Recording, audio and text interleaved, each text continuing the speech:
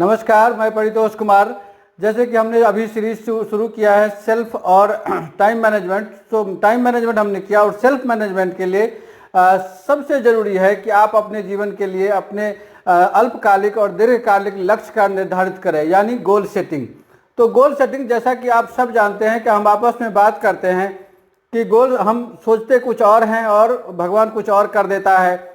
और ये इसलिए होता है क्योंकि हम सही से गोल सेटिंग करने की तकनीक को नहीं जानते हैं या उसका इस्तेमाल नहीं करते हैं। बहुत सारे लोग हैं कि जानते तो हैं लेकिन इस्तेमाल नहीं करना चाहते। तो आज हम इसी पे बात करेंगे कि गोल सेटिंग हम कैसे करें। तो गोल सेटिंग जब आप करते हैं तो ये एक लक्ष्य निर्धारित करना या गोल सेट करना एक बहुत ही शक्तिशाली तकनीक है जो आपको जीवन के सभी क्षेत्रों में बहुत ही प्रभावकारी प्रतिफल देता है, प्रभावकारी परिणाम देता है। लक्ष्य निर्धारित करने के बाद आप सेल्फ कॉन्फिडेंट होते हैं। आपको ये पता होता है कि आपकी ज़िंदगी में क्या हासिल करना है या क्या इस साल हासिल करना है या क्या इस महीने हमें उपलब्ध करना है और फिर क्या नहीं करना है, क्या हमें इग्नोर करना है। लक्ष्य निर्धारित करके आप एक दीर्घकालिक दृष्टि और अल्पकालिक प्रेरणा पाते हैं।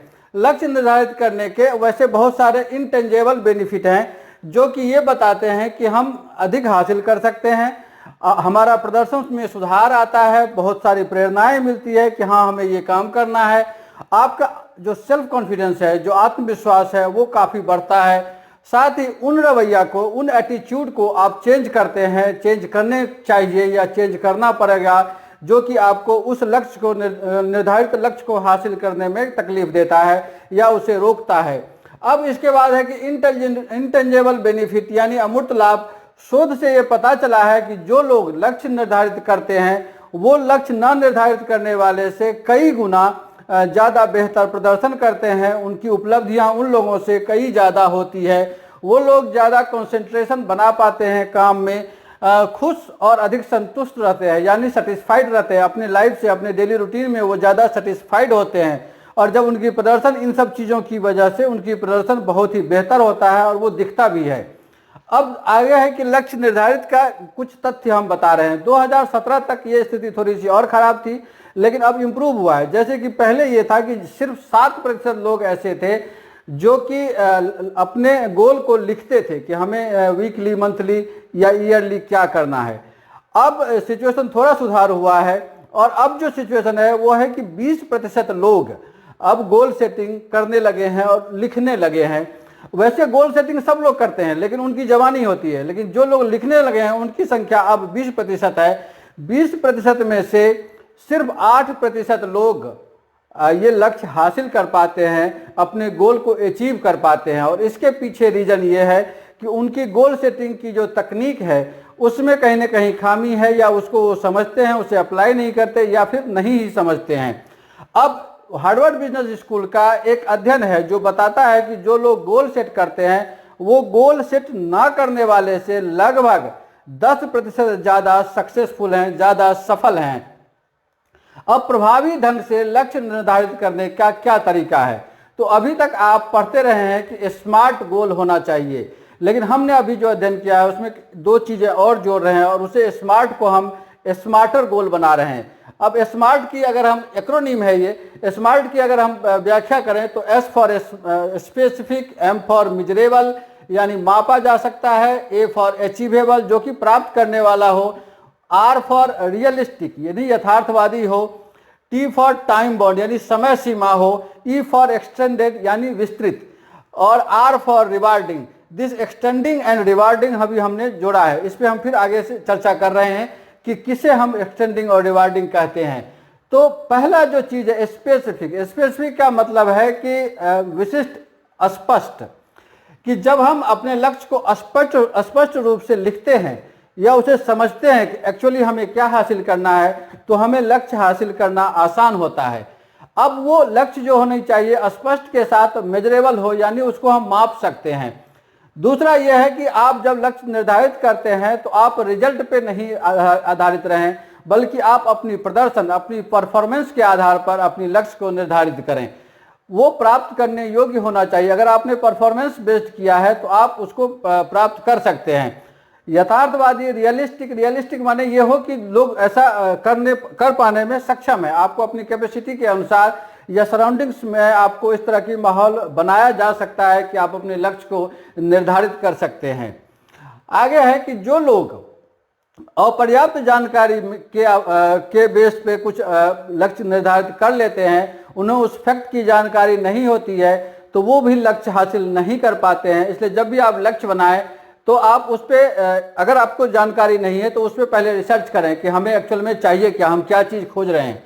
उसके बाद है कि स्वयं समयबद्ध रहना चाहिए।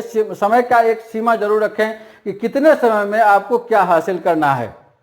उसके बाद है कि कौशल और उपलब्धि को बढ़ाएं। अब जो ये ई और आर हमने कहा है, तो ई है एक्सटेंडिंग। एक्सटेंडिंग माने ये है कि आपकी नॉलेज या स्किल, उसके दरमियान जो लक्ष्य आप निर्धारित करते हैं उसमें ऐसा हो कि उसमें जो नॉलेज आपको चाहिए, जो स्किल चाहिए, वो उसमें डेवलप हो सके। उसके लिए आप मोटिवेट रहें कि हमें ये लक्ष्य निर्धारित करने के लिए हमें ये मोटिवेशन चाहिए, हमें ये नॉलेज में थोड़ी सी वृद्धि चाहिए और हम उसको इस तरह से हासिल कर सकते हैं। जैसे कि कोई इंस्टीट्यूट है, कोई ट्यूशन है, या कोई न्यूज़पेपर है, यूट्यूब है, फ्रॉम द डिफरेंट रिसोर्सेज, कि हम उस नॉलेज को एक्वायर कर सकते हैं। उसके बाद पुरस्कृत लक्ष्य जो आप बना रहे हैं उसमें यह भी हो कि लक्ष्य हासिल करने के बाद आपको इस तरह की बेनिफिट होने वाली है, इस तरह का पुरस्कार हो सकता है। हाँ, पुरस्कार टेंजिबल हो तो ज़्यादा जल्दी आप अचीव कर पाते हैं। अगर वो टेंजिबल नहीं है, इनटेंजिबल है, तो भी आप हासिल करते हैं, लेकिन थोड़ा सा टाइम लगता है। इसलिए कोशिश ये करें कि लक्ष्य आपका ज़्यादा से ज़्यादा दिखने लायक हो, मेजरेबल हो, और आप उसको अचीव करने के बाद अपने आप को पुरस्कृत महसूस कर सकें। अब ये जो स्मार्ट और स्मार्टर की हमने बात की, उसमें ये विस्तार और पुरस्कृत करना कि ये लक्ष्य हासिल करना आपके लिए कितना फायदेमंद है, ये आप जितना ज़्यादा पहले लक्ष्य निर्धारित करने से पहले रिमार्क कर पाएँ तो वो ज़्यादा बेहतर होता है। उसके बाद मैं एक उदाहरण से आपको इन चीज़ों को समझाना चाहता हूँ। जैसे कि मैं आने वाले 3 महीने में अपना वजन 84 किलो से घटाकर 75 किलो करने वाला हूँ, और इसके लिए हम अपने दैनिक आहार, व्यवहार और फिजिकल एक्सरसाइज करके ऐसा कर सकता हूँ, ऐसा हासिल कर सकता हूँ। अब इसमें है कि ये स्मार्टर गोल कैसे है, इस चीज़ों को समझना कि वजन कम करना एक स्पष्ट प्रक्रिया है, एक स्पष्ट लक्ष्य है।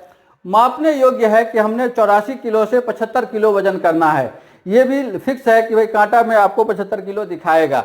उसके बाद है कि जो 9 किलो का वजन हमने कहा है कि कम करेंगे, ये क्वाइट अचीवेबल है, ये कोई भारी लक्ष्य नहीं है, ये कोई भी हासिल कर सकता है। लेकिन हम कैसे करेंगे इसको हासिल? यथार्थवादी इसलिए भी है कि 9 किलो क्वाइट सिंपल है।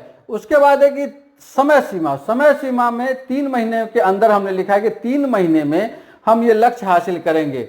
अब कैसे करेंगे, तो उसके लिए भी दिया है कि भोजन, आहार में, डेली डाइट में और फिजिकल एक्सरसाइज करके हम ये ज्ञान ये हासिल करेंगे। तो इसमें आपको है कि जो एक्सटेंडिंग है वो है कि आप क्या क्या खाना खाएं, इसके लिए आप रिसर्च करेंगे, इसके लिए आप खोज करेंगे कि हम क्या खाना खाएंगे जो हम वजन को बढ़ाए नहीं, कम करने में सहायता करे। फिजिकल एक्सरसाइज ये भी आपको हासिल करना है, ये स्किल हासिल करना है कि कौन सी हम एक्सरसाइज करते हैं जो कि हमारे वजन को कम करता है।